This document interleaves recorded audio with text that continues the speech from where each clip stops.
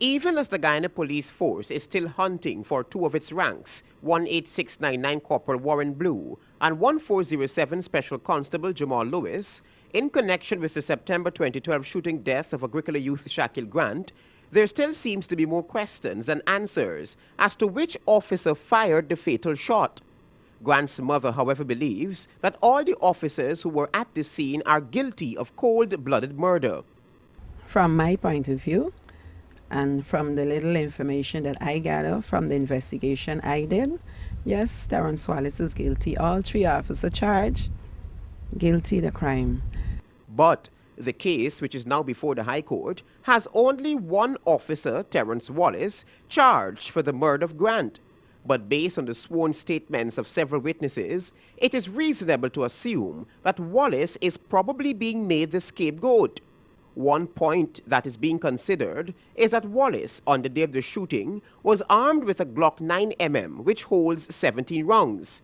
After the shooting, Wallace returned 16 rounds to the arms room. The other officers couldn't give account for their missing bullets. Terrence Wallace would like to proclaim his innocence, but all four shots was fatal. Whether he fired the one to his groin, the one that pierced his heart, the one to his forehead, he even had a wound, just saying, I know that's an entry wound. I witnessed other young men that were gunned down before. None of the shots.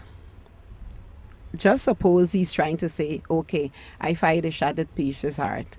What make him believe he would live? The court also heard that Romel Bullers, who was under the tent at the time, was shot once with a 9mm. That shot was fired by Wallace, and even Bullers testified to that.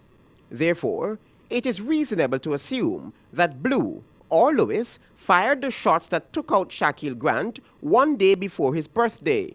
I'm saying this without any fear and without any doubt. I fear only God, the president, the commissioner, all who in authority, even Mr. Roy, because he turned me down when I already reached at his office. Then he decided, oh, he ain't going to see me again.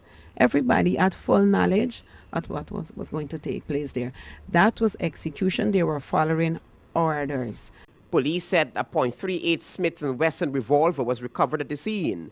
The court heard that the unlicensed gun belonged to Bullers. The woman is still seeking justice for her son. And I have no doubts, justice will be served. Be it Terrence Wallace, Warren Blue, and Jamal Lewis, nobody will be free. Whether Blue and Lewis will be picked up or not, they won't escape the judgment.